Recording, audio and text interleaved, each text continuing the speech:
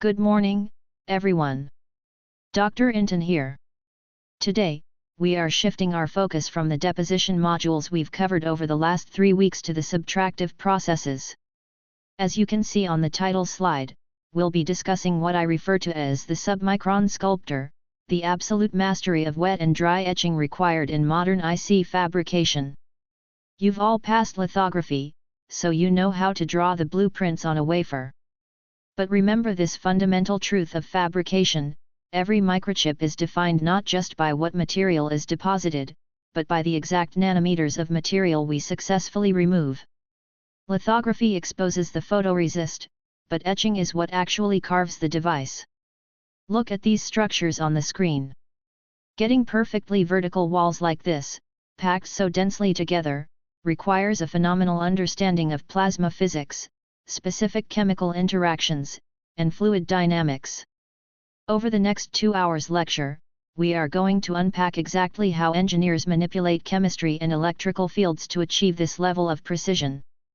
Let's outline our roadmap for this session. By the end of this lecture, I expect you to have mastered 4 key areas. First, you need to be able to explain etching's role in permanent pattern transfer. Second, we are going to deeply differentiate the mechanics of wet versus dry etching. We'll look at the thermodynamics of specific liquid etchants and the kinetics of plasma gases. Third, we will analyze the vital engineering trade-offs of isotropic versus anisotropic profiles. Finally, we will learn how to diagnose common fabrication challenges and failure modes. When a wafer lot fails, you need to know exactly which process parameter, be it temperature, pressure, or gas flow, drifted out of specification. Think of etching as the architecture of subtraction.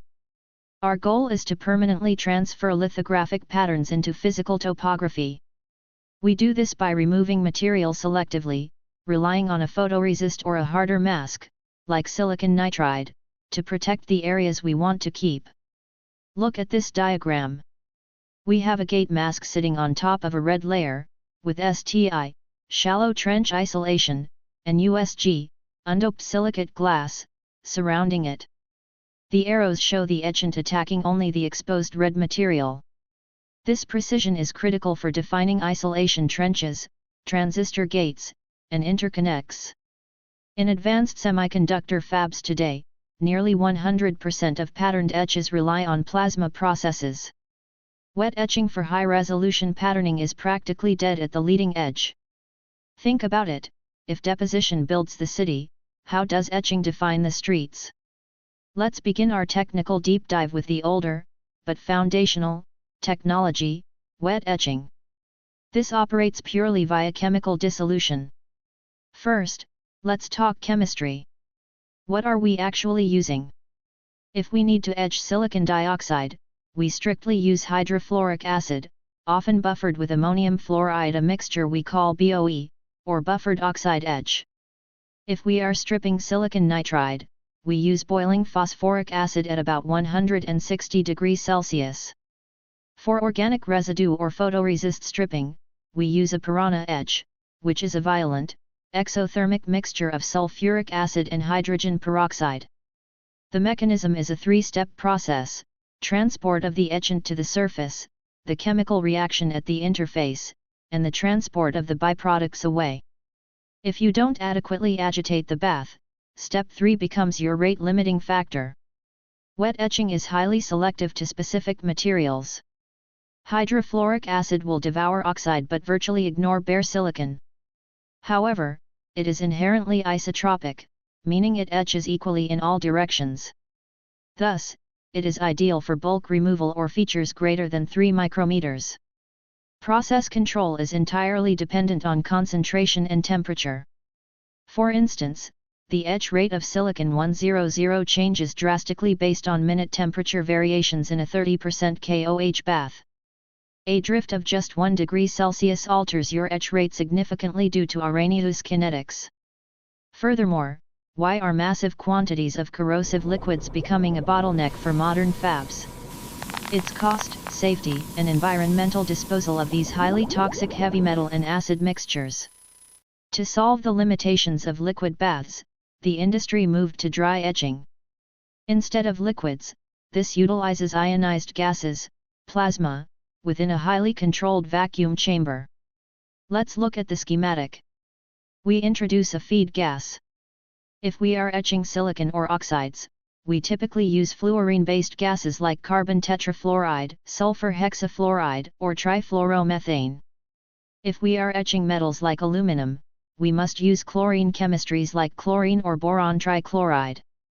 To turn this gas into a tool that can cut solid material, we apply radio frequency, RF, power. Applying this power creates a rapidly oscillating electromagnetic field inside the chamber. This field catches the few free electrons floating around and whips them back and forth millions of times per second. These energized electrons act like microscopic wrecking balls.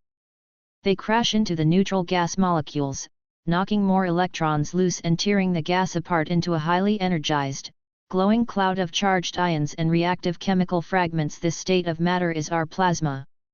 Now that we have created a dense plasma, we use it to carve microscopic pathways into our semiconductor wafer. This process is called dry etching because it relies entirely on the gas plasma rather than dunking the wafers into liquid acids. The plasma attacks the exposed areas of the wafer. The plasma is full of positively charged ions. We use a secondary electrical field at the bottom of the chamber to grab these ions and pull them straight down onto the wafer at incredible speeds. They act like a microscopic sandblaster, using sheer kinetic force to physically bombard the exposed surface and knock target atoms loose. We can cut incredibly precise, perfectly straight trenches down into the silicon. This precise control is what allows us to build the unimaginably tiny circuitry required for modern electronics. The precision here requires balancing several critical parameters: chamber pressure, usually in the millitorr range, gas flow rates measured in standard cubic centimeters per minute, radio frequency source power to control plasma density, and bias power to control ion acceleration. By tweaking these, dry etch rates are highly controlled, often operating as slowly as 0.1 micrometers per minute. Let's visualize the physical results. On the left, we see a wet, isotropic etch. Because the liquid etches equally in all directions, it creates sloped, curved walls. It also causes severe undercutting beneath the mask. If your feature is 20 nanometers wide, an isotropic etch will completely obliterate it. Contrast this with the dry, anisotropic etch on the right. Through directional ion bombardment, we achieve strict verticality. The ions travel straight down, which preserves the exact mask dimensions. This relies entirely on our ability to control the DC bias voltage in the plasma chamber. In engineering, there are no perfect solutions, there are only trade-offs. I want you to direct your attention and look closely at this slide. This table is our fabrication trade-off matrix. It compares our two primary methods of removing material from a wafer, wet etching and dry etching. Let's break down exactly what this matrix is telling us, row by row. First, we look at directionality. If you use wet etching, you are submerging your wafer in a liquid chemical bath. Liquids don't care about up or down, they eat away at the material in all directions simultaneously. This is called an isotropic etch. The matrix gives this a red warning symbol because as the chemical etches downward, it also eats sideways underneath your protective mask, leaving you with sloped, undercut walls. Dry etching, on the other hand, gets a green check mark here. Because we use an electrical field to pull a plasma straight down onto the wafer, it is anisotropic, meaning it etches in only one direction. It gives us perfectly vertical, straight side walls. Next is selectivity. This is where wet etching fights back. Selectivity is simply a measure of how well your process ignores the stuff you don't want to cut. Because wet etching is purely chemical, it has excellent selectivity. We can choose an acid that violently attacks aluminum but completely ignores silicon. Dry etching scores poor to acceptable here. It relies heavily on physical brute force, smashing ions into the wafer. That physical bombardment isn't very smart, it will blast away your target, but it will also slowly chew through your protective mask. This right here is the most important row for modern electronics. Critical dimension is the absolute smallest feature you can reliably print. Because wet etching eats sideways, its CD control is poor. If you try to carve two trenches close together, the undercutting will cause them to bleed into one another. It is generally limited to features larger than 3 micrometers. Dry etching has very good CD control, handling features less than 0.1 micrometers. Because it cuts straight down, we can pack billions of transistors right next to each other without interference. Finally, let's talk about the practical realities of running a fabrication plant, cost and damage. Wet etching is incredibly cheap and gentle. You need a fume hood, some high-purity chemicals, and a temperature-controlled sink. The silicon crystal lattice remains perfectly safe from radiation damage. Dry etching is the exact opposite. You are blasting the wafer with a highly energized plasma storm. You need multimillion-dollar vacuum chambers and RF generators. Worse, the high-speed ions and deep UV light generated in that plasma chamber cause severe radiation damage to the silicon lattice, which we then have to spend time and money repairing later. So, read the synthesis insight at the bottom of this slide with me. Wet etching dominates in cost and selectivity, dry etching is the non-negotiable standard for critical dimension control. What does this mean for you as an engineer? It means your design dictates your tool. If you are building a simple, cheap microsensor with massive features, you use wet etching. You save millions of dollars and protect your silicon. But, if you are hired to build the next microscopic processor for a smartphone, you have no choice. You must absorb the high cost, you must manage the radiation damage, and you must use dry etching. Because it is physically the only way to carve the vertical, nanometer scale trenches required to make modern technology work. In previous slide, we established that dry etching is an absolute necessity for achieving the microscopic critical dimensions required in modern microchips. But how exactly do we achieve that perfect vertical cut without completely destroying the wafer? Focus on this slide. What you are looking at is the conceptual holy grail of dry etching, reactive ion etching, or RIE. This Venn diagram perfectly illustrates how we took two deeply flawed, single mechanism processes and smashed them together to create the workhorse of the modern semiconductor industry. Let's look at the two extremes first. On the left, we have a pure plasma etch. In this scenario, we are relying purely on chemistry. We generate a plasma, but we only use the electrically neutral free radicals to do the work. What are the characteristics? First, chemical. It relies entirely on chemical reactions to turn solid silicon into a volatile gas. Second, highly selective. Because it is chemical, it is very smart. It will eat the target and leave your protective mask completely alone. And third, isotropic. Here is the fatal flaw. Gases expand to fill their container. The chemical reaction happens in all directions, meaning it eats sideways under your mask just as fast as it eats downward. You lose all your critical dimension control. So, if chemistry eats sideways, let's look at the right side of the diagram, ion beam milling. In this scenario, we throw out the chemistry and rely purely on physics. We take heavy, positively charged ions, put them in a massive electrical field, and slam them down into the wafer at high velocity. Now, what are the characteristics here? First, physical. It relies purely on kinetic energy, literally smashing atoms off the surface. Second, directional, anisotropic because the electric field pulls the ions straight down, they only cut straight down. No sideways etching. And third, non-selective, and here is this method's fatal flaw. It is pure brute force. It is incredibly dumb. It will blast away your target material, but it will also blast away your protective mask and damage the underlying silicon. As engineers, neither of those extremes works for us. We need the straight lines of physics, but we need the smart selectivity of chemistry. That brings us to the center of the Venn diagram, resynthesis. In reactive ion etching, we run both processes simultaneously in the same chamber. We shoot the physical ions straight down to constantly bombard the bottom of the trench. This physical bombardment weakens the chemical bonds on the exposed surface and knocks away any debris. It essentially softens up the target. Because the bottom of the trench is being violently bombarded, the chemical radicals can react with that surface incredibly fast. Meanwhile, the vertical sidewalls of the trench are not getting hit by the ions, so the chemical reaction there is extremely slow. The result? We get a fast, highly selective chemical cut that is forced to travel straight down. The best of both worlds.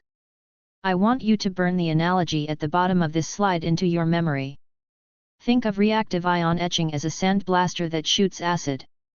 The sand, the physical ion bombardment, blasts away the tough outer crust in a perfectly straight line, while the acid, the chemical radicals, follows right behind it to efficiently dissolve the material away.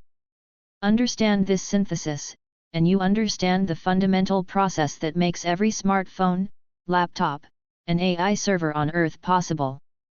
Alright, let's bring it all together. We've talked about the abstract concepts, the trade-offs, the plasma density, the Venn diagram of physics and chemistry.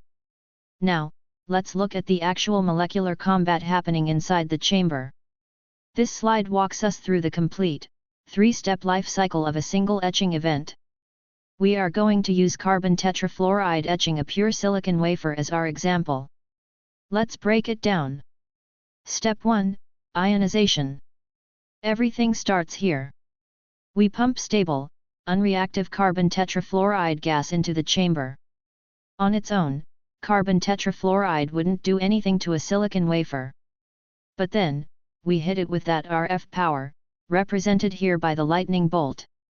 This is the violent plasma discharge we discussed earlier. The RF energy rips the carbon tetrafluoride molecule apart. Look at the equation on the slide. The plasma shears off a highly reactive fluorine radical, the orange F in the diagram. That free fluorine atom is aggressively looking for something to bond with. It is the active acid in our sandblaster analogy. Step 2, acceleration. Now we have our reactive fluorine, but we need it to go exactly where we want it, straight down. Look at the bottom of the second panel where it says biased wafer. Remember that second RF power knob we talked about? The bias power? By applying that bias to the pedestal holding the wafer, we create a powerful electrical pull. The reactive species don't just lazily drift down, they are grabbed by this electric field and accelerated vertically toward the wafer like microscopic meteorites. This downward acceleration is what guarantees our etch is anisotropic, perfectly straight, with no sideways undercutting. Finally, step 3, volatilization. This is the payoff. This is where the actual material removal happens. Our accelerated fluorine atoms slam into the solid silicon lattice. Because fluorine is so chemically aggressive, it attacks the silicon atoms on the exposed surface. The equation tells the story. It takes 4 fluorine atoms to gang up on one silicon atom. When they bond, they form a completely new chemical compound, silicon tetrafluoride. Here is the magic word, volatilization. Silicon tetrafluoride is a volatile gas.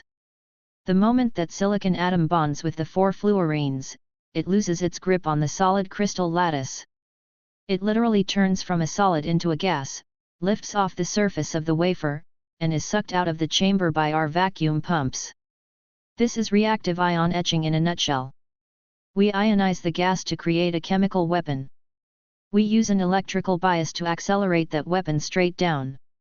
And we rely on a chemical reaction to volatilize the solid target into a gas so it can be whisked away.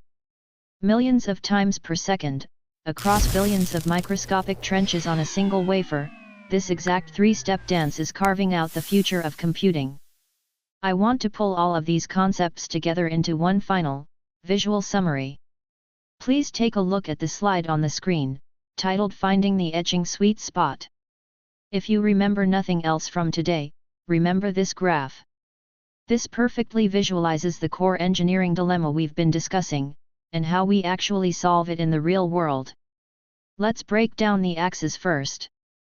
On the x-axis at the bottom, we have directionality. Moving from left to right, we go from isotropic, etching in all directions, which is bad for tiny features, to anisotropic, etching straight down, which is what we want.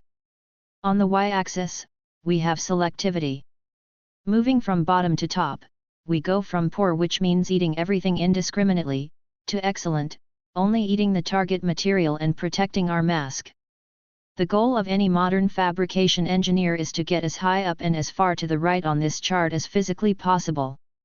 Let's look at where our primary tools land. First, locate the blue dot for wet etch in the top left corner. As the graph shows, it has fantastic selectivity, but terrible directionality. As the first bullet point reminds us, wet etching fails at submicron scales. Because it eats sideways, it is useless for modern, tightly packed microchips.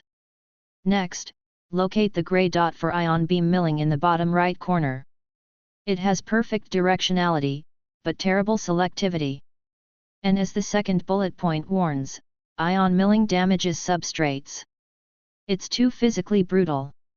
It cuts straight, but it will destroy the delicate silicon beneath your target. This leaves us with the dotted circle, the submicron sweet spot. Notice where the glowing dot for RIE, reactive ion etching, sits. It doesn't have the perfect selectivity of a wet etch, but it is pulled high enough up the y-axis to be highly effective.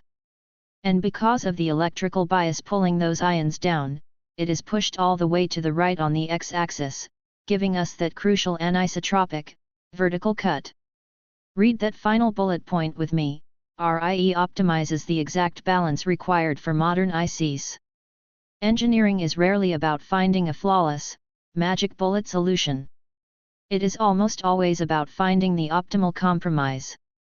By synthesizing the chemical smarts of a wet etch with the physical precision of ion milling, RIE hits the exact sweet spot that allows us to carve the microscopic world. Alright class, settle down. Up to this point, we have lived in a beautiful, theoretical world. We've talked about the perfect synergy of reactive ion etching, the exact balance of physics and chemistry, and hitting that ideal submicron sweet spot. But as any veteran engineer will tell you, the fab is an unforgiving place. In the real world, you are dealing with nanometers of tolerance. If your timing is off by just a few seconds, or your plasma density fluctuates, that theoretical perfection turns into extremely expensive scrap metal. This slide is essentially a coroner's report for microchips. Let's walk through the three main ways you can completely ruin a wafer during the dry etch process. Let's start with panel A. Here, we see an incomplete etch. Look at the bottom of that trench, it has a rough, jagged, uneven floor. It hasn't fully cleared the target material. Why it happens? This is a symptom of pulling the wafer out of the reactor too early, or a sudden drop in your RF source power. The plasma didn't have enough time, or enough energy, to finish the job. The consequence? Imagine we are trying to drill a microscopic hole, a via, to connect a copper wire on layer 1 to a copper wire on layer 2. If the floor is jagged and incomplete, the metal we pour in later won't make contact. You have an open circuit. The chip is dead. Now, let's say you see panel A, panic, and decide to leave the wafer in the chamber for a little extra time just to be safe.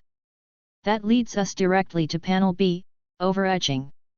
Notice how the trench reached the bottom, but the lower sidewalls have ballooned outward. We call this lateral undercutting. Why it happens? Remember our Venn diagram? RIE is a balance of directional physical bombardment and isotropic, multidirectional, chemistry. If you leave the wafer in the plasma after the trench floor has been cleared, those chemical radicals are still swimming around. With nowhere else to go, they start chewing sideways into the walls. The consequence? Modern transistors are packed incredibly tight. If you undercut sideways, your trench will physically bleed into the neighboring trench. When you fill those trenches with metal, they will touch. You have a short circuit. The chip is dead. And finally, Panel C catastrophic failure. Look at the dark blue layer at the top, that is our photoresist, the protective mask. Notice how it is completely lifted off, floating above a jagged, destroyed crater. Why it happens? This is what happens when you completely lose control of your selectivity or leave the wafer in for extreme amounts of time. The plasma didn't just eat the target material, it completely chewed through and destroyed the protective mask, exposing the fragile silicon substrate beneath to pure destruction. The consequence? You haven't just ruined a single circuit, you've destroyed the entire structural integrity of the die. The wafer goes directly into the trash bin. If this happens during a high-volume manufacturing run, congratulations, you just cost the company millions of dollars. I show you these failures to emphasize one crucial concept in fabrication: endpoint detection. Because the margin between an incomplete etch, panel A, and an over-etch, panel B, can sometimes be measured in seconds, we cannot just guess when the machine is done. We use complex optical sensors to watch the color of the glowing plasma in the chamber. The exact millisecond that the target material is fully cleared away, the chemical byproducts in the plasma change, the color shifts slightly, and the computer instantly cuts the RF power. You do not have room for error in the fab. You must respect the margins. Alright, that covers diagnostic failures. Make sure you understand how to visually identify these for the lab practical. We spend all this time talking about the magic of reactive ion etching and the incredible precision of modern fabrication, and some of you walk out of here with a few dangerous misconceptions. Please look at this slide, Myths in the Clean Room. When you get hired and put on your bunny suit to step into a multi-billion-dollar fabrication facility, you cannot afford to carry these myths with you. Let's clear them up right now. Myth 1: dry etching is a purely physical process. Because we talk so much about vertical ion bombardment and microscopic sandblasting, it is very easy to start thinking of dry etching as purely physical. The reality? If you completely remove the chemistry, you are just doing ion beam milling. And what did we learn about that? It destroys the wafer. As the slide says, RIE relies heavily on the chemical volatility of byproducts. If those free radicals don't chemically react with the silicon to create a gas, the material has nowhere to go. The physical ions just soften the target, it is the chemistry that actually does the heavy lifting to remove the material. Myth 2: wet etching is entirely obsolete today. I am always guilty of making it sound like wet etching is a dinosaur from the 1980s. Because it can't handle submicron features, students assume it has been completely banned from modern fabs. The reality? That is completely false. Wet etching is still heavily used today. Why? Because it is incredibly cheap, highly selective, and completely harmless to the silicon lattice. We use it all the time for blanket layer removal. If I need to strip an entire sacrificial layer off the top of a wafer, and I don't care about straight lines because I'm removing the whole thing, why would I use a multimillion-dollar RIE machine? I wouldn't. I'd dunk it in a cheap acid bath. Use the right tool for the job. Myth 3: anisotropic etches guarantee perfect wafers. This is the most dangerous myth of all. You look at that perfect vertical line on a diagram and think, great, anisotropic means foolproof. The reality? The clean room is not a textbook. As the slide reminds us, even the most perfectly straight dry etch is blasting the wafer with high-energy plasma. This causes severe radiation damage to the atomic lattice. Furthermore, if your timing is off by just a few seconds, as we saw in our diagnostic failures slide, that perfect anisotropic etch will still chew through your mask and destroy your substrate. The machine doesn't know when to stop, you have to control it with exact endpoint detection. The overarching lesson here is that semiconductor fabrication is not black and white. It is not wet versus dry or physics versus chemistry. It is an incredibly complex, highly orchestrated symphony of all these elements. To be a successful process engineer, you must drop the assumptions, understand the nuances, and respect the physical realities of the tools you are working with. We've spent a lot of time talking about the theory of etching perfectly straight lines. Now, I want to show you what that actually looks like when we push the physics to its absolute limit in a real-world manufacturing scenario. Please turn your attention to slide titled Real-World Fab, Pushing the Aspect Ratio. What you are looking at on the right are actual scanning electron microscope, or SEM, images of a silicon wafer. These aren't diagrams, these are physical structures carved into silicon, magnified thousands of times. Let's break down the engineering challenge presented here. The challenge: extreme aspect ratios. First, we need to define our vocabulary. What is an aspect ratio? Simply put, it is the ratio of a trench's depth compared to its width. If I dig a hole that is 1 micrometer wide and 1 micrometer deep, that is a 1-to-1 aspect ratio. Look at the slide. We are trying to fabricate deep trench capacitors for advanced memory chips, like the RAM in your laptop. To get enough electrical capacitance in a tiny space, we have to dig incredibly deep. The challenge states we need an aspect ratio of 25-to-1 or higher. Imagine trying to dig a well that is 25 times deeper than it is wide, using only microscopic chemical tools. Why wet etching fails? Your first instinct might be to just drop the wafer in a wet chemical bath and let it eat downward for a long time. Look at the slide. Wet etching fails instantly due to capillary action. Why? Think about water in a tiny glass straw. Because of surface tension, liquids behave very strangely at microscopic scales. If you try to force liquid acid into a nanometer-wide hole, capillary action and surface tension literally prevent the fluid from entering. The acid just pools across the top of the wafer. It physically cannot reach the bottom of the trench to keep etching. Wet etching is completely defeated by the physics of fluids. So, we must use a gas. We must use dry etching. But even standard reactive ion etching struggles at a 25-to-1 ratio because eventually, those chemical radicals will start chewing through your mask or widening the trench walls. Sidewall passivation is a brilliant engineering trick. As we etch downward, we inject a specific gas into the plasma that acts like Teflon.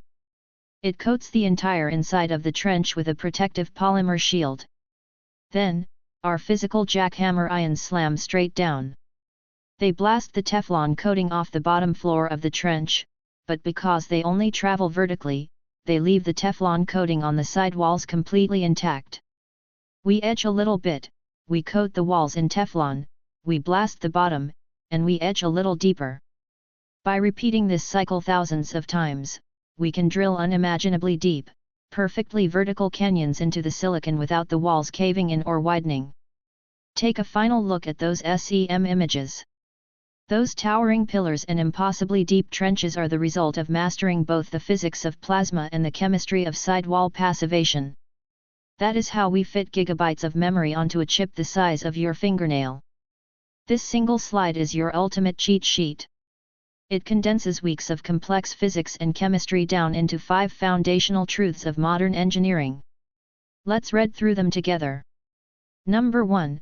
Etching translates lithographic intent into physical reality. We spent a lot of time earlier in the chapter 4 talking about photolithography, using light to draw patterns on a wafer.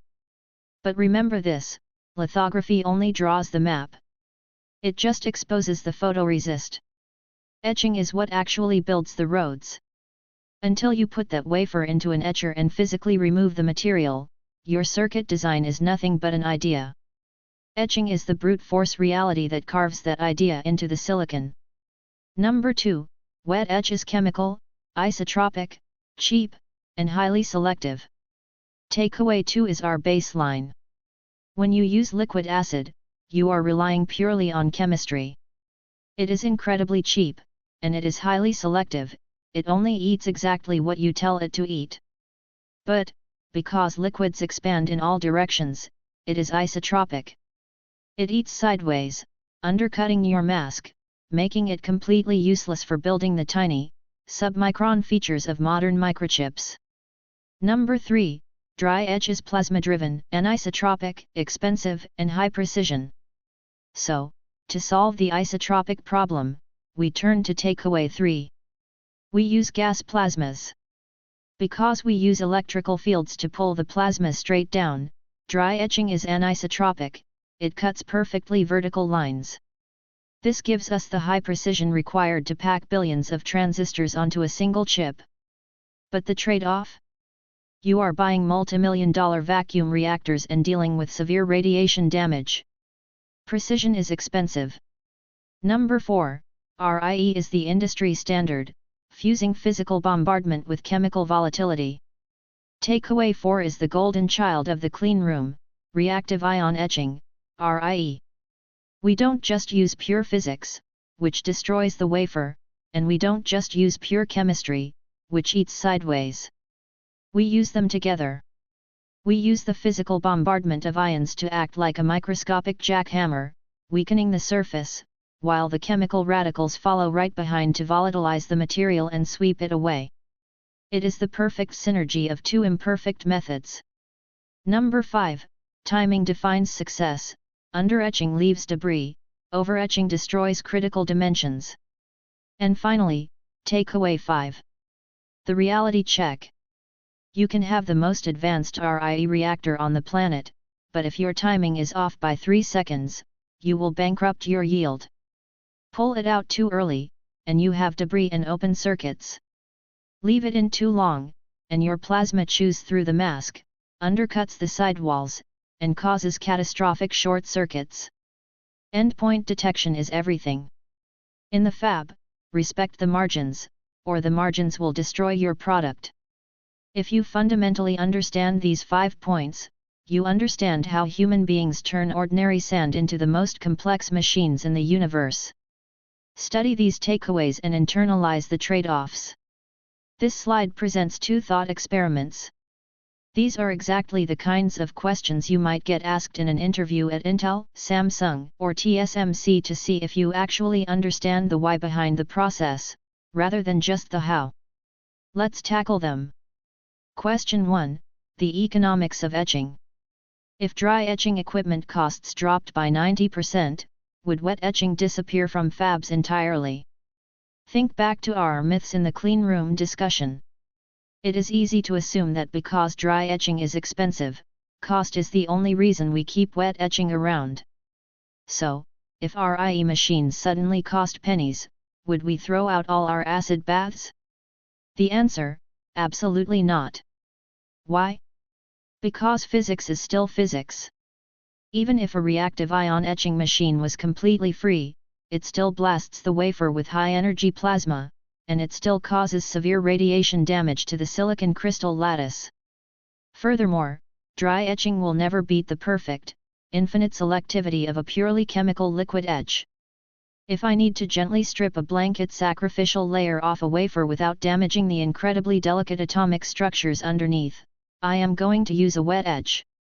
You don't use a high-powered laser to slice a birthday cake, even if the laser is on sale.